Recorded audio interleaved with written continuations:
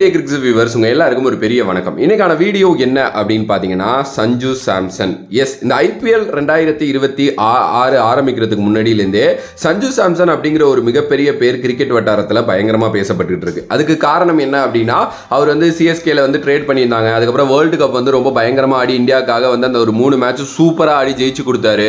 இந்த மாதிரி நிறைய ரீசன்ஸ் வந்து நம்ம அப்படியே சொல்லிக்கிட்டே போகலாம். ஓகே, ஸோ சஞ்சு சாம்சன் வருவாரு, CSKக்கு ரொம்ப பயங்கரமா இருக்கும் அப்படின்னு சொல்லிட்டு ஃபேன்ஸ் எல்லாருமே சூப்பர் எக்ஸைட்டடா இருந்தாங்க. எஸ், அவரும் வந்தாரு, செமையா இருந்தது. அதுக்கப்புறம் இந்த ரோர் ஈவென்ட்ல எல்லாம் பயங்கரமா பேசினாரு. அதுக்கப்புறம் வந்து பாத்தீங்கன்னா, சரிப்பா மேட்சஸ்ல என்ன பண்ண போறாரு அப்படின்னு பாக்குறப்போ மேட்சஸ்ல வந்து ஒழுங்கா விளையாடல. எஸ், 7, 8, 9 இந்த 3 மேட்ச்ல இதுதான் அவரோட ரன்னு. ஆப்வியஸ்லி நிறைய டிசப்பாயிண்டட் ஃபேன்ஸுக்கு மத்தியில உடனே எல்லாருமே வந்து சேட்டன் வந்து ஸ்கேம் பண்ணிருக்கிறாரு அப்படி இப்படின்லாம் சொல்லிட்டு பயங்கரமா அவரை போட்டு கலாய்க்க ஆரம்பிச்சிட்டாங்க. எஸ், சஞ்சு சாம்சன் உண்மையிலுமே ஸ்கேம் தான் பண்றாரா, அவருக்கான கேம்ஸ் எப்படி இருக்கும் அப்படிங்கறத பத்தி எல்லாத்தையுமே டிஸ்கஸ் பண்ணலாம். ஆப்வியஸ்லி வந்து இது எல்லாமே என்னோட ஒப்பீனியன் அண்ட் நான் கொஞ்சம் கிரிக்கெட் தெரிஞ்ச அளவுக்கு பேசுறது தான். ஓகே, ஃபர்ஸ்ட்லி வந்துங்க, இப்போ நீங்களே வந்து ஒரு கிரிக்கெட் மேட்ச் ஆட போறீங்க, ஒரு கிரிக்கெட் டோர்னமெண்ட் ஆட போறீங்க. ஒரு 6 மேட்ச் இருக்கு. 6 மேட்ச்லயும் செஞ்சுரி அடிப்பீங்களா, இல்ல 6 மேட்ச்லயும் 50+ அடிப்பீங்களா, இல்ல 6 மேட்ச்லயும் நீங்க வந்து அப்படியே பயங்கரமா பெர்ஃபார்ம் பண்ணுவீங்களா? அப்படி கிடையாது. இல்ல, உங்களுக்கு கரெக்டான மேட்சஸ் மாட்டணும், நீங்க கரெக்டான ஒரு ஃபார்ம்ல இருக்கணும். இந்த மாதிரி நிறைய விஷயங்கள், நிறைய ஃபேக்டர்ஸ் வந்து பாத்தீங்க அப்படின்னா அதுல இருக்கு. சஞ்சு பொறுத்த வரைக்கும் நல்ல ஃபார்ம்ல தான் உள்ள வந்தாரு. ஆப்வியஸ்லி அந்த 3 மேட்ச் வேர்ல்டு கப்ல ரொம்ப சூப்பரா ஆனாரு, இந்தியாவை ஜெயிக்க வச்சாரு. அங்கேருந்து ஒரு நல்ல கான்ஃபிடென்ட்டோட தான் வந்தார். பட் ஸ்டில் வந்து பார்த்தீங்கன்னா IPL வந்து டோட்டலாகவே வேற ஒரு பிளாட்ஃபார்ம். IPL வந்து பார்த்தீங்க அப்படின்னா டக்குன்னு வந்த வேகத்துக்கு அடிக்கிறது அதெல்லாமே நடக்கும். சஞ்சு எப்பவுமே அப்படி பண்ணுவார் தான். ஓகே, பட் இந்த வாட்டி எனக்கு தெரிஞ்ச அவர் கொஞ்சம் இன்னமும் கான்ஃபிடென்ட்டாக இருக்கணும் அப்படின்னு நினைக்கிறேன். புது ஃப்ரான்ச்சைசி, புது வந்து பார்த்தீங்க அப்படின்னா அவர் வந்து ஆப்வியஸ்லி ஒரு டீமோட செட் ஆகி விளையாடணும். இந்த மாதிரி நிறைய ஃபேக்டர்ஸ் வந்து அவரை சுற்றி கண்டிப்பாக இருக்க தான் செய்யும். ஸோ சஞ்சு உடனே விளையாடலை அப்படி இப்படிங்கிறதெல்லாம் வந்து பார்த்தீங்கன்னா நம்ம பேசவே கூடாது. ஸ்டீஃபன் ஃபிளமிங் சூப்பராக ஒரு வேர்ட் சொல்லியிருந்தார். ஏன்னா ஒரு 2-3 மேட்சஸ் வந்து சஞ்சுவோட எபிலிட்டியை என்னைக்குமே வந்து இது பண்ணாது, அது சொல்லாது.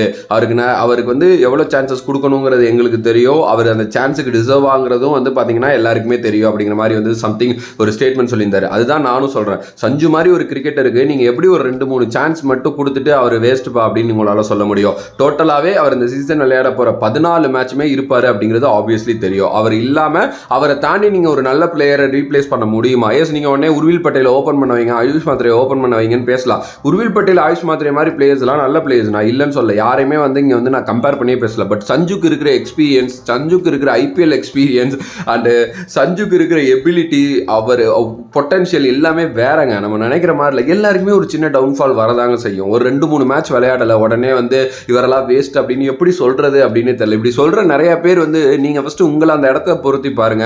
டக்குன்னு வந்து நீங்கள் ஒரு நல்லா படிக்கிற பையனா இருக்கீங்க, இல்லை ஆப்வியஸ்லி இப்போ தான் ஸ்கூல் காலேஜ் போயிட்டு இருக்கீங்க, ஏதோ ஒரு இதனால சப்ஜெக்ட்ல ஃபெயில் ஆகுறீங்க, உடனே நீ வேஸ்ட், வாழ்க்கையே வேஸ்ட், உன்னை படிக்க வைக்கிறதே வேஸ்ட் அப்படின்லாம் சொன்னால் எப்படி இருக்கும்? அப்படி கிடையாது.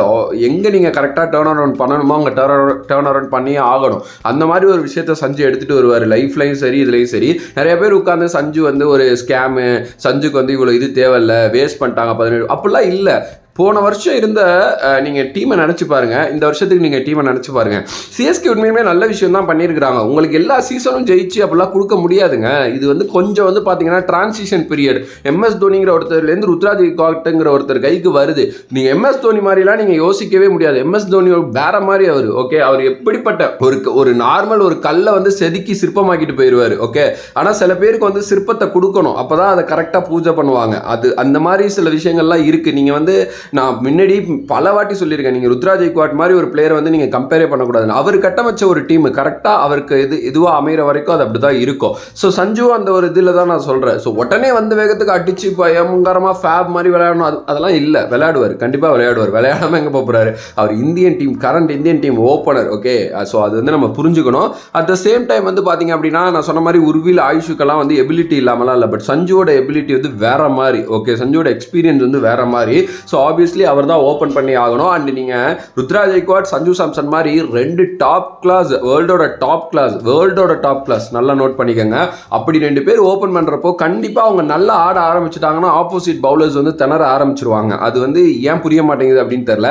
ஸ்டில் நான் வந்து அடுத்த மேட்ச் சஞ்சு செஞ்சுரி போடுவார் அப்படி இப்படின்லாம் சொல்லலை. சஞ்சுக்கு ஒரு டைம் எடுக்கும் தான் கண்டிப்பாக. ஆனால் அவருக்கு மாட்டி கிச்சுன்னு வைங்களேன், அந்த கேம் தனியாக தொக்கா வின் பண்ணி கொடுத்துருவாரு. அதுதான் மேட்ரு. நான் ஒன்றே ஒன்று சொல்கிறேங்க, உங்கள் எல்லாருக்குமே ஞாபகம் இருக்குமாங்கிறது எனக்கு பெருசாக தெரியல. ஷேன் வாட்சன் அப்படின்னு சொல்லிட்டு ஒருத்தர் இருந்தார். ஓகே, ஸோ அவர் வந்து ஒரு சீசன் பயங்கரமாக விளையாண்டார். இன்னொரு சீசன் வந்து அவரை போட்டு வறுத்து எடுத்துட்டாங்க. எனக்கு இன்னும் ஞாபகம் இருக்குது. எதுக்கு அவரை ஓப்பனாக இருக்கிறீங்க, ஒழுங்காகவே விளையாடலன்னு. ஆனால் ஷேன் வாட்சனோட எபிலிட்டி என்னன்னு தெரியாதவன் தான் அந்த வார்த்தையை சொல்லுவான். ஷேன் வாட்சனோட எபிலிட்டி என்னன்னு மேனேஜ்மெண்ட்டுக்கும் தோனிக்கும் தெரிஞ்சிச்சு. ஸோ அவங்க என்ன பண்ணாங்கன்னா கண்டினியூஸாக வாய்ப்பு கொடுத்துக்கிட்டே இருந்தாங்க. எங்கே அடிக்கணுமோ அங்கே அடித்து கொடுத்தாரு, மறக்கவே முடியாது. ஓகே, ஸோ அதுதான் நான் சொல்கிறேன். ஒரு எபிலிட்டி இருக்கிற பிளேயர்ஸ் வந்து அதுதான் பண்ணுவாங்க. ஸோ உடனே போட்டு அவர் மேலே ப்ரெஷர் பண்ணுறது, சோஷியல் மீடியாவில் அவரை அப்யூஸ் பண்ணுறது, யூஸ்வலாக சிஎஸ்கே ஃபேன்ஸ் இதெல்லாம் பண்ண மாட்டோம். ஏன் இப்போ இப்படிலாம் நடக்குது அப்படிங்கிறது வந்து எனக்கு சத்தியமாக தெரியல. ஏன்னா நான் அவ்வளோ ஹேட்ரேட் வந்து சஞ்சுவை பற்றி வந்து பார்க்குறேன். அவர் நம்ம சேட்டுங்க. ஆக்சுவலி அவர் வந்தப்போ நிறைய பேர் சந்தோஷப்பட்டாங்க. அண்ட் நான் ஃபர்ஸ்டே ஒரு பாயிண்ட் இடையில டச் பண்ண மிஸ் பண்ணிட்டேன்னு நினைக்கிறேன். டீம் வந்து போன வருஷத்துக்கு இந்த வருஷத்துக்கு டோட்டலாகவே மாறி இருக்குல்ல. அதுக்கு வந்து அவங்க ரொம்ப பிளான் பண்ணி நமக்கு ஒரு இந்தியன் டாப் ஆர்டர் ஓப்பனர் வேணும், இந்தியன் டாப் ஆர்டர் ஓப்பனர் வந்து நம்ம ஆக்ஷனில் போனால் யாருமே எடுக்க முடியாது அப்படின்னு சொல்லிட்டு பிளான் பண்ணி தான் சஞ்சுவை எடுத்துகிட்டு வந்தாங்க. ஒரு ரவீந்திர ஜடேஜா மாதிரி ஒரு பிளேயரை கொடுத்துட்டு சஞ்சுவை எடுத்துகிட்டு வந்தாங்கன்னா அப்போ அவங்க எந்த அளவுக்கு சஞ்சு மேலே நம்பிக்கை வச்சிருப்பாங்க மேனேஜ்மெண்ட். அண்ட் ஒரு லாங் டைமாகவும் பார்க்குறாங்க. இங்கேருந்து அவர் கண்டிப்பாக சாலிடாக 5-6 வருஷம் விளையாடக்கூடிய ஒரு கிரிக்கெட்டர். ஓகே, கேப்டன்சி எபிலிட்டி இருக்கு, லீடர்ஷிப் குரூப்ல இருப்பார் அவர். இந்த மாதிரி நிறைய விஷயங்கள், நிறைய பாக்ஸஸ் அவர் டிக் பண்றாரு. அப்படிங்கிறப்போ கண்டிப்பா வந்து நான் என்ன சொல்லணும், அவர் நல்ல பிளேயர் தான். கொஞ்சம் டைம் கொடுக்கணும், ஒரு டைம் ஸ்பேஸ் கொடுக்கணும். தேவையில்லாத அப்யூசஸ், தேவையில்லாத மீம்ஸை ஃபஸ்ட்டு தவிர்க்கணும். அண்ட் அப்ரிஷியேட் பண்ணாதீங்க இந்த மாதிரி விஷயத்த.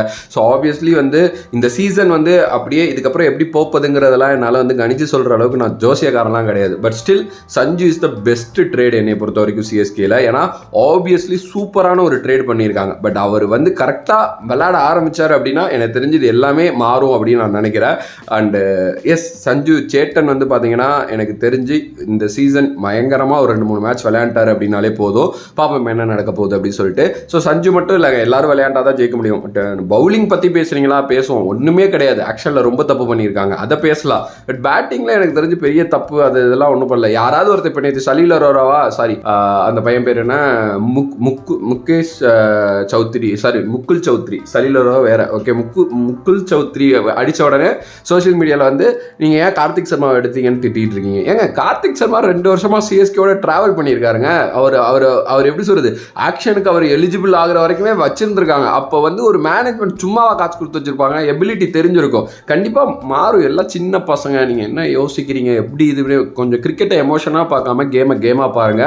அப்போதான் சில விஷயங்கள் நம்மளாலே வந்து பார்த்தீங்க அப்படின்னா கரெக்ட் பண்ணிக்க முடியும். ஓகே, எமோஷனாக பார்த்து இவன் வேஸ்ட்லாம் சொல்லிட்டு இருந்தீங்கன்னா ரொம்ப கஷ்டம். நானும் ஒரு காலத்தில் அப்படி இருந்தவன் தான். வயசு மாற எனக்கும் நிறையா தெரிய மாறிடுச்சு. மேபி நீங்களும் மாறுவீங்க. ஓகே, ஸோ இந்த வீடியோ கண்டிப்பாக உங்களுக்கு பிடிச்சிருக்கும்னு நான் நம்புறேன். பிடிச்சிருந்தா லைக், ஷேர் அண்ட் சப்ஸ்கிரைப் நம்மளோட கிரிக்கெட் சேனல். இல்லை இதில் எனக்கு நிறைய கமெண்ட்ஸ் இருக்குது, இதில் நிறையா வந்து மாற்று கருத்துக்கள் இருக்குது அப்படின்னா ஒன்றும் பிரச்சனை இல்லை, கமெண்ட் போடுங்க. நான் எல்லா கமெண்ட்டையும் படிக்க தான் செய்வேன். ஸோ நான் பார்த்து தெரிஞ்சுக்கிறேன்.